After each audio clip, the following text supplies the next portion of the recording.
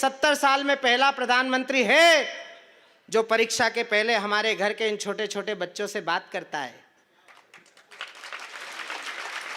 ताली यहाँ नहीं बजानी थी तो ये कांग्रेसियों को तकलीफ होती, बोले तो बच्चे से बात कर रहा है, बच्चों से बात कर रहा है। तो मैंने क्या उसके थोड़ी है, हमारा प्रधानमंत्री बच्चों से बात कर रहा है तो तकलीफ हो रही है, और आपका प्रधानमंत्री 10 साल तक एक ही बच्चे से बात करता रहा। यहां ताली बजनी थी, अब ताली बजाओ नहीं तो ये हाथ यहीं रहेगा रात भर। वो राम जी की कविता सुना रहे थे, यहाँ कुछ लोग बात कर रहे, ये बच्चे अपने ही हैं आपके हैं? भाभी जी कहाँ हैं? अच्छा, घर पे भी तुम और यहाँ भी तुम ही। ये है पति की दुर्गति, करे दोनों ने मिलकर अवेरना इन्हीं को पढ़ रहे हैं। अब ये ऐसा उपद्रव मचाएंगे तो भविष्य आपका है, लेकिन हमारा वर्तमान खराब हो जाएगा। अच्छा, अब इधर उधर का सरकार है, वो तुम्हारा ही है। वो तो डायरी का पन्ना ही मैच कर रहा है तुमसे। तो वो पन्ने बता रहे हैं कि इसी डायरी में से निकला हूं। वाह यार भाई साहब, हमारे पास भेज दो, दो बहनें ये संभाल लेंगी। हालांकि इनके बड़े बड़े हो गए, अब इनको भी आदत छूट गई होगी। राहुल तू अवेयर ले एक आधी, रेडीमेड मिल रहा है इतना बड़ा बच्चा। हाँ बेटा जाओ। ये आए क्यों थे? चेक करने आए थे कि बाप यहीं है कि और कहीं निकल लिया?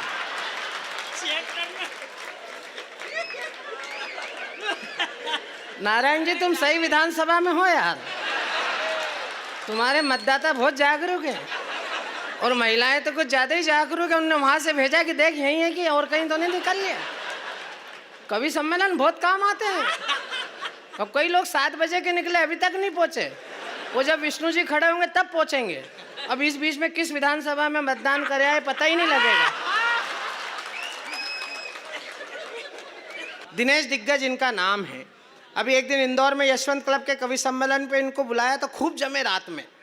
दूसरे दिन सुबह की फ्लाइट पकड़ने गए तो वहाँ एक मैडम ने इनको पहचान लिया। अरे बोले तुम तो दिनेश दिग्गज हो, कल बहुत जमे। बोले जरा आओ वीआईपी लाउंज में। तो दिनेश दिग्गज का आसाराम जगा। इसको लगा कि आज सम्मान पूरे राष्ट्रीय स्तर का होने वाला है, तो ये भी झट उस महिला के पीछे पीछे वीआईपी लाउंज में घुस गया। महिला अंदर गई वीआईपी लाउंज में, वहां उसका बेटा बैठा था, इतना बड़ा जितना इनको ढूंढने आया था, इतना बड़ा बेटा बैठा हुआ था। मैडम ने कहा कि जरा आप कोट उतारिए, तो इसकी और गुदगुदी हुई। फिर उन्होंने कहा शर्ट उतारिए, और जैसे ही शर्ट उतारा और इनकी कमनी काया 42 किलो 500 ग्राम की प्रकट हुई, तो उस महिला ने अपने बच्चे से कहा देख बेटा बोर्नविटा पिया कर, वरना ऐसा हो जाएगा। हाँ हो नहीं, मुझे कोई तकलीफ नहीं है। मैं केवल इसलिए चमक गया कि ऐसा नहीं हो कि कोई इधर से चढ़ी आया हो। क्या है, मैं मुंदी पहली बार आया हूँ। एक जगह मैं विकास जी कविता पढ़ रहा था तो एक आदमी लठ लेके आ गया। मैंने उसके हाथ जोड़े, मैंने कहा भाई साहब मेरे से कोई गलती हो गई तो मैं बैठ जाता हूँ। बोले नहीं नहीं, आप तो हमारे शहर में मेहमान हो, हम तो उसको ढूंढ रहे हैं जिसने आपको बुलवाया है।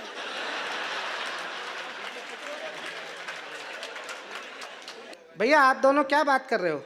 ए भैया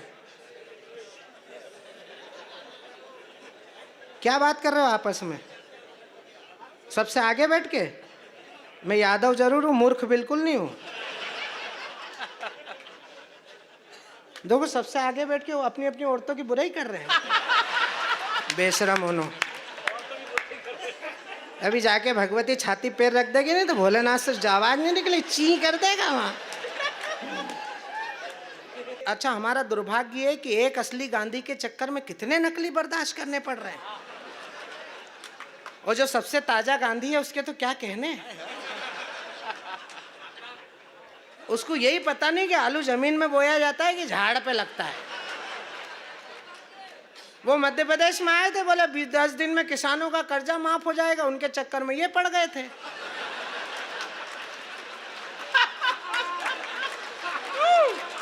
वो 12-13 महीने मामला नहीं निपटा तो फिर हमको निपटाना पड़ा 14वें महीने। जिंदाबाद। हाँ बोले 1 2 3 4 5 6 7 8 9 10 किसानों का कर्जा माफ, नहीं तो मुख्यमंत्री साफ। अब मैंने 9 महीने तक इंतजार किया। फिर मैंने नारायण भैया को फोन किया, मैंने कहा भैया 9 महीने में तो बच्चे हो जाते हैं यार, ये तो किसानों का कर्जा ही माफ नहीं हो रहा। फिर इनको ताव आया, उसके बाद ये गुस्से पे आए रडार पे एकदम।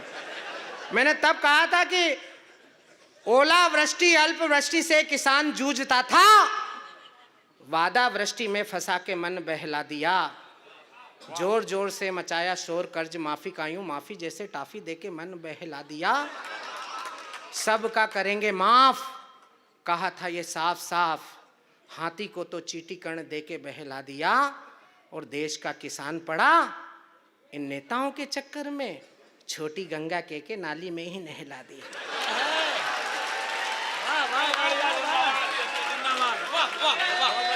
जोरदार तालियां बजा दीजिए। वो सरकार बन गई ताव ताव में।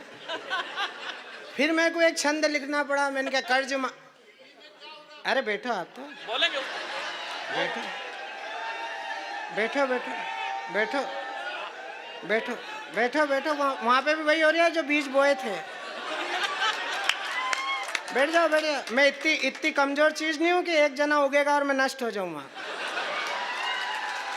किसी की याद ना आए, किसी की याद ना आए, ख्याल बढ़ जाए, दुआ करो ये कयामत सी रात कट जाए। हम आईना हैं, दिखाएंगे दाग चेहरों के, जिन्हें खराब लगे वो सामने से हट जाए।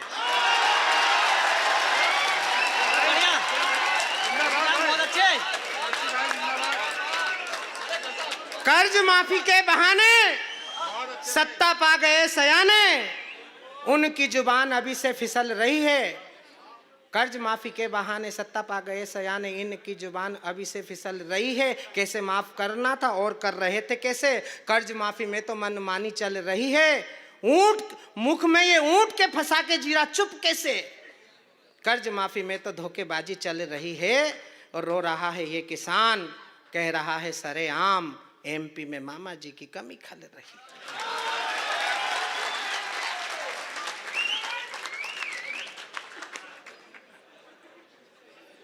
कवियों से तो उलझना ही नहीं कभी।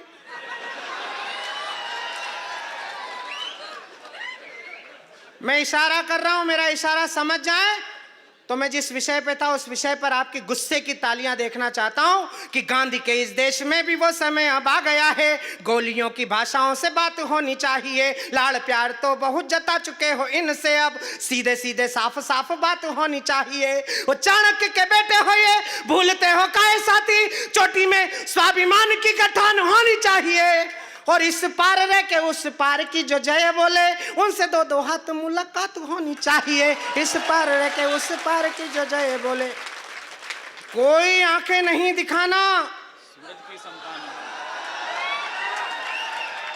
कोई आंखें नहीं दिखाना इन सिंहों सी संतानों को, जान हथेली पर ले चलते ऐसे देश दीवानों को, मातृभूमि पे तन मन अर्पित करने के अरमानों को, रंग दे बसंती चोला फांसी चूमे उन परवानों को। कब तक मौन धरेंगे हम गद्दारों की मनमानी पर, कब तक संत बनेंगे हम मक्कारों की मनमानी पर। अब के कोई भ्रम ना पाले भारत माँ को बांटेंगे, अब की हमने ठान लिया है पहले गर्दन काटेंगे। अब के कोई भ्रम ना पाले, अब के कोई भ्रम ना पाले, भारत माँ को बांटेंगे, अब की हमने ठान लिया है पहले गर्दन काटेंगे। पूरी दुनिया में भारत जिसने धरती को माँ माना, पूरी दुनिया में भारत जिसने धरती को माँ माना, जन्मभूमि की गौरव गरिमा को है मन से पहचाना। चंदन है हर रचकन जिसका, देवभूमि की है थाती, स्वाभिमान को अर्पित है वो बलिदानी हल्दी घाटी। तो तेरा मेरा क्या है, भारत माँ सबकी ही माता है।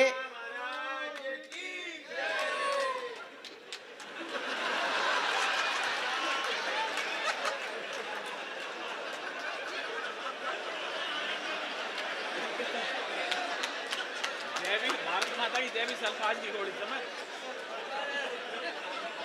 जरा दोनों मुट्ठी का बांध कर एक बार बोल के बताओ, भारत माता की, भारत माता की, भारत माता की। देख लो जो गुस्सा हुए तो मुस्कुरा रहे हैं। अब तो खुश हो ना?